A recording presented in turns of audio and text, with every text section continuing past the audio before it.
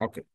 Thomas grey, how does, আমরা আজকে পড়তেছি ইন্ট্রো টু পোয়েট্রির 2000 জাতীয় বিশ্ববিদ্যালয়ের অধীনে যারা ইংলিশে অনার্স করতেছো ফার্স্ট ইয়ার, তাদের ইন্ট্রো টু পোয়েট্রি একটা ব্রড কোশ্চেন।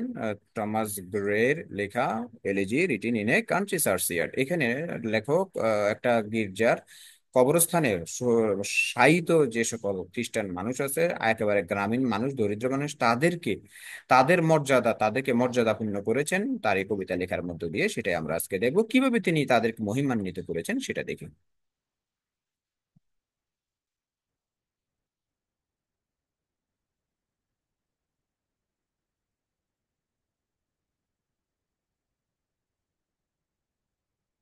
ওকে। তো এলিজি প্রথম কথা হচ্ছে, এলিজি জিনিসটা কি? Elegy is a mournful poem. Elegy হচ্ছে একটি শোকগাথা জাতীয় কবিতা regarding the death of the nearest or dearest one. তোমার খুব কাছের এবং প্রিয় মানুষের মৃত্যুতে মানুষ যখন কবিতা লেখে তখন তাকে বলা হয় elegy. Elegy written in a country churchyard, it is an elegy, এটা একটা শোকগাথামূলক কবিতা। দিস ইজ বিকজ, কারণ the death of simple villagers, গ্রামের সহজ সাদা মানুষের মৃত্যু, ইজ হলো the theme of this poem, এই কবিতার theme. The poet considers them, কবি ওই সকল গ্রামের সহজ সাধারণ মানুষদেরকে তিনি ভাবেন as the nearest and dearest ones, তার কবির বড় আপন জন হিসেবে তিনি তাদেরকে মূল্যায়ন করেন। এই কবিতার মধ্যে the poet has glorified common man, poet এই সাধারণ মানুষদেরকে তিনি মর্যাদাপূর্ণ করেছেন বাই মেকিং দ্যাম ইকুয়াল, তাদেরকে সমান ভাবে তুলনার মধ্য দিয়ে to man who were once powerful, যারা একসময় অত্যন্ত শক্তিশালী ছিল। মনে করো যে আলেকজান্ডার দ্য গ্রেট, এরকম যারা পাওয়ারফুল লোক ছিল তাদের সাথে তুলনা করে তিনি গরিব মানুষদেরকে মর্যাদাপূর্ণ করেছেন। গ্রে পয়েন্টস আউট, গ্রে উল্লেখ করেন দ্যাট, যে ইন ডেথ, মৃত্যুর মধ্য দিয়ে, there is no difference between the poor and rich. তিনি বলেন মারা যাওয়ার পরে কে ধনী কে গরিব কি এটার কোনো আর পার্থক্য থাকে না, সবাই সমান। তো এরপরে আসো আমরা দেখতে পাচ্ছি ইন্ট্রোডাকশন গেল, তার প্রথমত গ্রে ডিসক্রাইবস, গ্রে বর্ণনা করেন the labour of common people. হ্যাঁ, গ্রে ডিসক্রাইবস একটু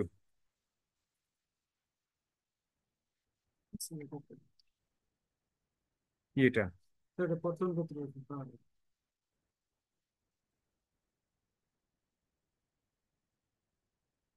grey describes the labour of common people, এই যে মানুষগুলো মারা গেল, সাধারণ মানুষ একেবারে আমজনতা, তিনি তাদেরকে প্রশংসা করতে গিয়ে প্রথমত তাদের শ্রমকে তিনি তুলে ধরছেন। তিনি বলেছেন সাসেস, যেমন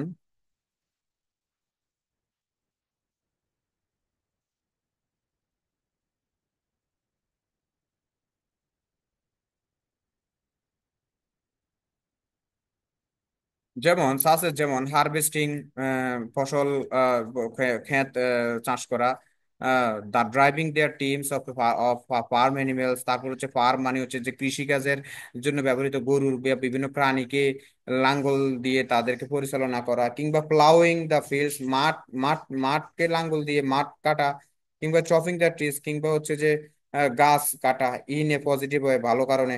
তাহলে এই যে এইগুলো তিনি তার কবিতার মধ্যে তুলে ধরেছেন, বলছেন যে এই কাজগুলো তো হেয় করা যায় না, এই কাজগুলোর কারণে তো একটা জেনারেশন, একটা সভ্যতা মানুষ এই খেয়ে পড়ে পাচ্ছে। এই কাজগুলো কারা করছে? এই সাধারণ মানুষগুলো যারা আজকে এখানে শুয়ে আছে। হি অলসো হাইলাইটস, তিনি আরো হাইলাইট করেছেন, কি হাইলাইট করেছেন? Warm fires. হ্যাঁ, যে ওয়ার্ম ফায়ার্স অর্থ হচ্ছে যে ঘরের ভিতরে যে ওই যে মহিলারা আগুন জ্বালাইছে, মানে চুলার মধ্যে আগুন দিছে, কিংবা হাউস ওয়াইফস কেয়ার, কিংবা মরে এই এখানে যারা বসে আছে যে মহিলারা, সরি এখানে যারা শুয়ে আছে শায়িত, এই মহিলারা একদিন ঘরের যত্ন নিতেন, কিংবা লাভিং চিলড্রেন, কিংবা এখানে যারা মারা গেছেন হাজবেন্ড বা ওয়াইফ, তারা একদিন তাদের ছেলে মেয়েদেরকে কত বা কতই না ভালোবাসতো। হি ওয়ান্স, তিনি আমাদের কবি সতর্ক করে বলেন, দ্য রিচ, ধনী লোকেরা, শুড নট ডিসডেইন দ্য সিম্পলিসিটি, ডিসডেইন, হ্যাঁ ডিসডেইন হবে সম্ভবত, যাই হোক, তিনি ধনী লোকেদের, এই গরিবদের সিম্পলিসিটিকে কখনো অবহেলা করা উচিত না। হ্যাঁ, তোমরা একটু বানানটা দেখে নিও, ডিসডেইন অর্থ কি বা ডিসডেইন কিনা। ডেইন, ডিসডেইন না ডিসডেইন, যাই হোক। এরপরে আসো দ্বিতীয়ত, গ্রেট, আমাদের কবি এম্পাসাইজেস, তিনি গুরুত্ব আরোপ করেছেন দ্যাট, যে দা পাওয়ার, ক্ষমতা, বিউটি, সৌন্দর্য, অ্যান্ড ওয়েলথ, সম্পদ, can not protect the rich, গরিব ধনীদেরকে বাঁচিয়ে রাখবে না। বলছে যে শক্তি, সৌন্দর্য কিংবা সম্পদ কোনোটাই ধনীদেরকে সারা জীবন রক্ষা করতে পারবে না। গ্রে বলেন, গ্রে মিনস দ্যাট, গ্রে এটা দ্বারা বুঝতে চেয়েছেন যে অল দ্য অ্যাচিভমেন্ট, সকল ধরনের অর্জন, ফেম, খ্যাতি এন্ড সাকসেস, সফলতা আলটিমেটলি এন্ড ইন ডেথ, মৃত্যুর মধ্য দিয়ে শেষ হয়। আজকে আমি যদি মরে যাই, আজকে আমি মরে গেলে গুলজার নামে কে ছিল কি ছিল 2 দিন মানুষ পরে মনে রাখতো না। হ্যাঁ, আমি কি করছি এটার কোনো ভ্যালু নাই জীবনে, মানে আমার জন্য আর কি। তো এই সম্পদ, ফেম সব মৃত্যুর মধ্য দিয়ে চলে যাবে। হি ইজ রিমাইন্ডিং আস, কবি আসলে আমাদেরকে স্মরণ করিয়ে দেন, কি স্মরণ করিয়ে দেন? লাইফ ইজ ফ্লিটিং, জীবন আসলে এই চলমান, পরিবর্তনশীল, ক্ষণস্থায়ী, ক্ষণস্থায়ী। And death is the great equaliser, মৃত্যু হচ্ছে সবচেয়ে বড় আইন সমতায়ন আনয়নকারী। মানে হচ্ছে মৃত্যুই হচ্ছে ন্যায় প্রতিষ্ঠা করে, নীতি, হ্যাঁ, আইন সমতা বিচার করে, যে মৃত্যুর মধ্য দিয়ে গরিব ধনী সব সমান।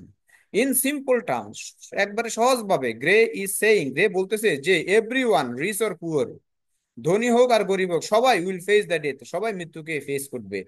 দিস পোয়েম এনকারেজেস আস, এই কবিতা আমাদেরকে উৎসাহিত করে, টু রিফ্লেক্ট, ও রিফ্লেক্ট মানে ভাবতে, on the true value of life, জীবনের আসলে উদ্দেশ্যটা কি, জীবনের মানে কি সেটা ভাবতে আমাদেরকে সহায়তা করে। এই জন্য তিনি বলেছেন দ্য পাথস অফ গ্লোরি, এই ধনীদের এই মহিমান্বিত জীবন লিড পরিচালিত হয় বাট টু গ্রেভ, কবরের মধ্যে দিয়ে। অর্থ হচ্ছে তুমি গ্লোরি, গ্লোরিফাইড লাইফ, এই মহিমান্বিত জীবন, কোটি কোটি ডলার তুমি অবৈধভাবে ইনকাম করছো বা বৈধভাবে ইনকাম করছো, লাভ নাই, শেষ পর্যন্ত সব কবরেই চলে যাবে, তুমি কবরে চলে যাবে, বাট টু গ্রেভ।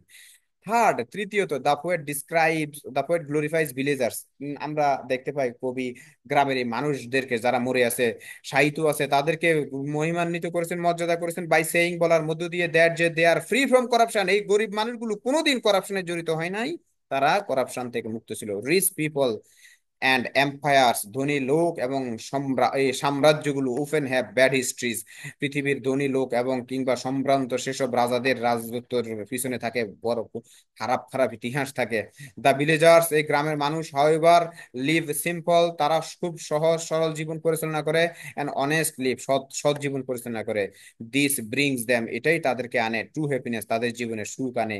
ইভেন এমনকি, এমনকি ইন দিস ইন দিস, এমনকি ইন দিস সিম্পল প্লেস, এই সুন্দর এই এই নর্মাল গ্রামের, গ্রামের মধ্যেও দেয়ার মাইট বি সামওয়ান, কেউ কেউ থাকতে পারে with great potential and Nobel qualities, অনেকে আছে তার মধ্যে সমূহ বিশাল সম্ভাবনা এবং এবং খুব সদ্গুণের অধিকারী লোক এই গ্রামেও ছিল, এই গ্রামেও থাকতে পারতো বা ছিল আগে। They do not need oil, তাদের তাদের সম্পদের দরকার ছিল না, অর পাওয়ার, কিংবা তাদের কোনো ক্ষমতারও দরকার ছিল না, টু বি ভ্যালুয়েবল, নিজেকে সবার কাছে তুলে ধরার জন্য। তারা সম্পদও চায়নি, পাওয়ারও চায়নি, তারা ছিল অনেক সম্ভাবনাময় কিংবা সৎ, অনেক গ্রামের মানুষ ছিল। হুম, এটাই বুঝতে চাইলেন। দেয়ার, এই মানুষগুলোর পিওর অ্যান্ড হ্যাপি লাইফ আর এ ব্লেসিং, তাদের এই গ্রামের মানুষগুলোর একেবারে পিওর এবং পিওর মানে একবার মুক্ত, সুন্দর এবং হ্যাপি, সুখী জীবন আসলে আশীর্বাদ স্বরূপ। এই জন্যই কবি লিখেছেন, perhaps in this neglected spot, এই অবহেলিত জনপদ, ইজ লেইড, এই অবহেলিত জনপদে শুয়ে আছে সাম হার্ট, কিছু হৃদয় শুয়ে আছে, কিছু মানুষ শুয়ে আছে, যারা ওয়ান্স একদা প্রেগনেন্ট, প্রেগনেন্ট মানে প্রেগনেন্টটা, প্রেগনেন্ট মানে যারা একদা পরিপূর্ণ ছিল উইথ সেলেস্টিয়াল ফায়ার, সেলেস্টিয়াল মানে পবিত্র, ফায়ার মানে আগুন, আগুন মানে আগুন না, মানে গুণাবলী। এইখানেও অনেক মানুষ শুয়ে আছে এই অবহেলিত জনপদে, যারা ছিল স্বর্গীয় গুণাবলীতে পরিপূর্ণ, প্রেগনেন্ট মানে পরিপূর্ণ। তাহলে এই জিনিসগুলো আমি যদি তোমাদেরকে না বুঝাইতাম তো তুমি তো এমনি করে বুঝবে না। ফোর্থ, চতুর্থত, গ্রে সেজ, গ্রে বলে দ্যাট যে the talent of this poor, এই গরিব মানুষদের মেধা, হ্যাঁ, poor dead villagers was not tiny, এই গরিব মৃত মানুষগুলো যারা শুয়ে আছে তাদের মেধা কখনোই ছোট না, ছোট করে দেখা যাবেও না, বাট বরং এক্সট্রিম পভার্টি, হ্যাঁ, করুণ দারিদ্র, করুণ দারিদ্র ডিড নট অ্যালাউ দেম, তাদেরকে আসলে সুযোগ দেয় নাই টু ডিসক্লোজ দেয়ার মেরিট, তাদের মেরিটকে প্রকাশ করার জন্য। দারিদ্রতার কারণে তো আমরা ওই গরিব মানুষগুলোর মেধা পরিস্ফুটন করতে পারে নাই বা আমরা দেখিনি। যদি দারিদ্র না থাকতো তারাও হয়তো বড় বড় বিজ্ঞানী হইতো, অনেক কিছু হইতে পারতো। ইন দ্য ফলোইং লাইন্স, এই ফলোইং লাইনের মধ্যে গ্রে বলছে, গ্রে কি বলছে, ফুল মেনি জ্যাম। তোমরা বলবে স্যার এত মুখস্থ করবো, আমি তো বললাম যেহেতু প্রশ্নের উত্তরটা আসবে তো মুখস্থ করবা না কেন? মনে করো প্রশ্নটা যদি এখন তোমার, আমি বলি যে প্রশ্নটা আউট হয়ে গেছে, তুমি তো ঠিকই এই উত্তরটা তুমি মুখস্থ করে ফেলবে, এটা আসবে, সুতরাং এই লাইনগুলো মুখস্থ করে রেখে ফেলো। তো তিনি বলতেছেন গ্রামের যে মানুষগুলো আজকে শুয়ে আছে, বলতেছেন তারা তারা হচ্ছে তোমার এরকম যে গভীর সমুদ্রের অন্ধকার গভীরতার মধ্যে যেমন একেবারে তোমার হচ্ছে যে হীরামণি মুক্তা থাকে, ঠিক তেমনি গ্রামের এই মানুষগুলোও ছিল একেবারে পৃথিবীর গভীর এই গ্রামের গহীন গ্রামে হীরা মুক্তার মতো ছিল তারাও। হ্যাঁ, কিন্তু সেগুলো প্রস্ফুটিত হতে পারে নাই টাকা পয়সার কারণে কিংবা অর্থ অভাবের কারণে। এই জন্য বলতেছে, লাইনটা দেখো, ফুল মেনি এ জ্যাম, জ্যাম মানে হীরা মুক্তা, অফ ফিউরেস্ট, হ্যাঁ রে, বলতেছে একেবারে হচ্ছে যে একেবারে পবিত্র, রে শিরিন, শান্ত শিষ্ট পবিত্র আলোক রশ্মির পরিপূর্ণ হীরমুক্তা কোথায় আছে?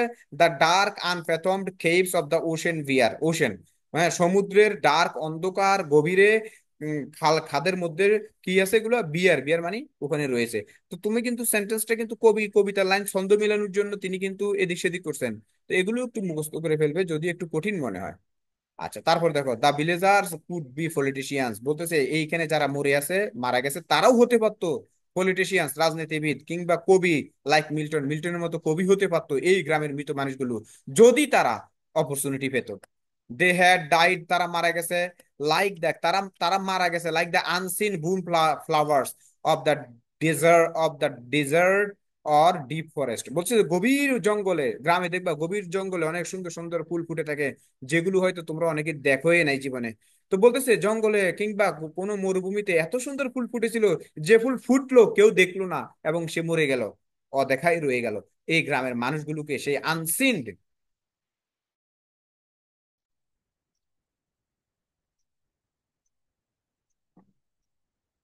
হ্যালো। Hello hello. কথা বন্ধ হয়ে গেছে না? দাঁড়াও, হ্যাঁ হ্যাঁ হ্যাঁ, আসছে। আরেকদিন আমি তো একটু ওই তোমার হচ্ছে যে ইয়ে হয়েছিল, নেটের সমস্যা হয়েছিল সেজন্য। তো যাই হোক, যেটা বলতেছিলাম আমরা,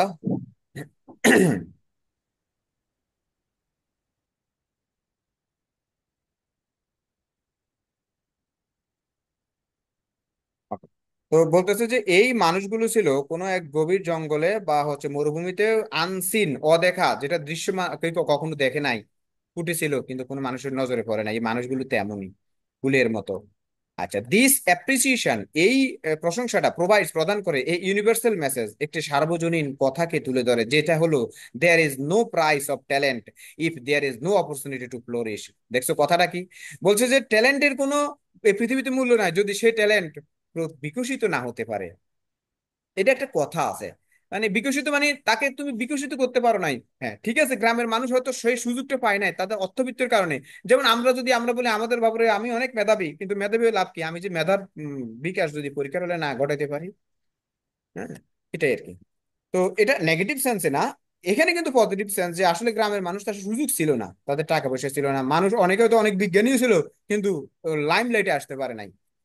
ইন এ নাটশেল, সংক্ষেপে বলতে পারি, গ্রে গ্লোরিফাইজ কমন ম্যান, গ্রে এই সাধারণ গ্রামের এই মৃত মানুষগুলোকে তিনি মহিমান্বিত করেছেন, মর্যাদা দিয়েছেন, বাই কম্পেয়ারিং দেয়ার লাইফস, তাদের জীবনকে তুলনা করার মধ্যে দিয়ে, with the lifes of the rich, ধনীদের সাথে তুলনা করছেন পুঙ্খানুপুঙ্খ ভাবে। হিজ কনক্লুশন ইজ দ্যাট, তার শেষ কথা হলো যে দ্য পুয়ার, গরিব মানুষরা, লিভ সিম্পল, গরিব মানুষ একেবারে সাদামাটা জীবন পরিচালনা করে, অনেক সৎ জীবন পরিচালনা করে, এন্ড অনারেবল লাইফ, এবং সম্মানের সহিত জীবনকে পরিচালনা করে। অন্যদিকে কনভার্সলি, অন্যদিকে লাইফস অফ দ্য রিচ, ধনীদের জীবন আর ডিসিটফুল, ধনীদের জীবন হচ্ছে প্রবঞ্চনায় পূর্ণ, শয়তানে পরিপূর্ণ, শয়তানি কাজ, এন্ড হিপোক্রিটিক্যাল, জোচ্চুরিতে পরিপূর্ণ, ভণ্ডামিতে পরিপূর্ণ। তো তোমরা বুঝতে পারতেছো, মেন এই জিনিসগুলো যদি সুন্দর করে লিখতে পারো, আর প্রয়োজন আরেকটু বাড়িয়ে লিখবে। হ্যাঁ, আমি বাড়াই নাই এটুকু, এই জন্য যে হয়তো ভাবছি বাড়াই লিখলে তোমরা আবার অ্যাটলিস্ট এই এই জিনিসটা যদি যা দেওয়া আছে এটা যদি মুখস্থ করতে পারে, এটা মুখস্থ করলে এটা ডাবল তুমি লিখতে পারবে তৈরি করে, বানাই বানিয়ে। হ্যাঁ, তো এটা তোমাদের ইনশাল্লাহ পরীক্ষায় আসবে।